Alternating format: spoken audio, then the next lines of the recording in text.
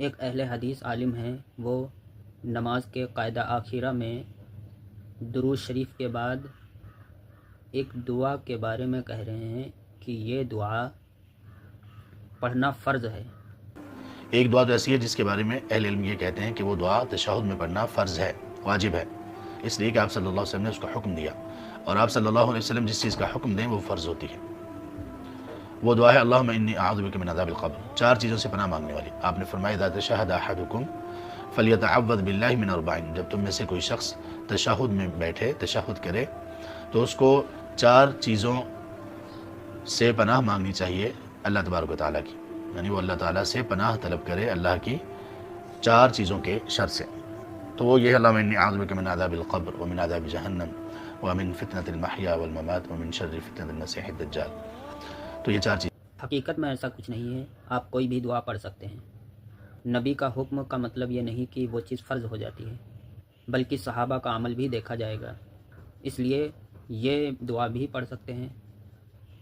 قرآن اور حدیث سے جتنی دعائیں ہیں ساری پڑھ سکتے ہیں۔ مفتی طارق مسعود صاحب بھی درود شریف کے بعد دعا پڑھنا سنت ہی بتا رہے ہیں۔ بھائی جو ہم نماز میں اتحیات کے بعد درود شریف پڑھتے ہیں اس کے بعد دعا پڑھنا بھی سنت ہے۔ اگر کوئی نہ پڑھے گا تو خلاف سنت ہے، نماز تو ہو جائے گی مگر سنت چھوڑ دی آپ نے، اچھا کام نہیں کیا، اس لیے پوری نماز پڑھا کریں۔ ہو جائے گی نماز مگر یہ کہ اتحیات کے آخر میں جب درود شریف پڑھنے کے بعد ہم کوئی بھی دعا پڑھ سکتے ہیں جو قرآن و سنت سے ثابت ہو۔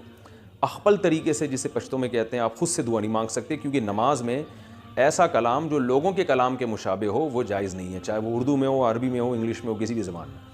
تو اس لیے وہ دعائیں جو قرآن و حدیث سے ثابت ہیں، ربنا آتنا فی الدنیا ہے، رب اجعلنی مقیم الصلاۃ ہے، رب اغفر وارحم وانت خیر الراحمین ہے، ربنا ظلمنا انفسنا وان لم تغفر لنا یہ والی دعا ہے، اللہم لا مانع لما اعطیت یہ والی دعا، جتنی بھی دعائیں قرآن و سنت میں آتی ہیں ساری پڑھ لیں، یا آپ ان میں سے ایک پڑھ لیں، 2 پڑھ لیں، کوئی حرج نہیں ہے اس میں۔ باقی یہ رہ گئی بات کہ امام صاحب جلدی سلام پھیر دیتے ہیں، ہماری دعا مکمل نہیں ہوتی، کیا وہ دعا نہیں پڑھتے؟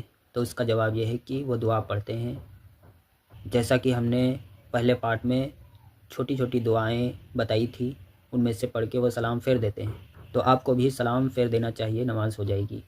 درود شریف کے بعد دعا اگر پڑھے بغیر سلام کسی نے پھیر دیا، نماز ہو جائے گی۔ جیسا کہ ہم نے بتایا تھا کہ ایک سے زیادہ بھی دعا پڑھ سکتے ہیں، جیسے مثال کے طور پر آپ کی دعا ختم ہو گئی اور امام صاحب نے سلام پھیرا نہیں، تو آپ ابھی فری ہیں تو آپ دوسری دعا بھی پڑھ سکتے ہیں، یا جو دعا آپ نے پڑھی تھی اس کو بھی ریپیٹ کر سکتے ہیں۔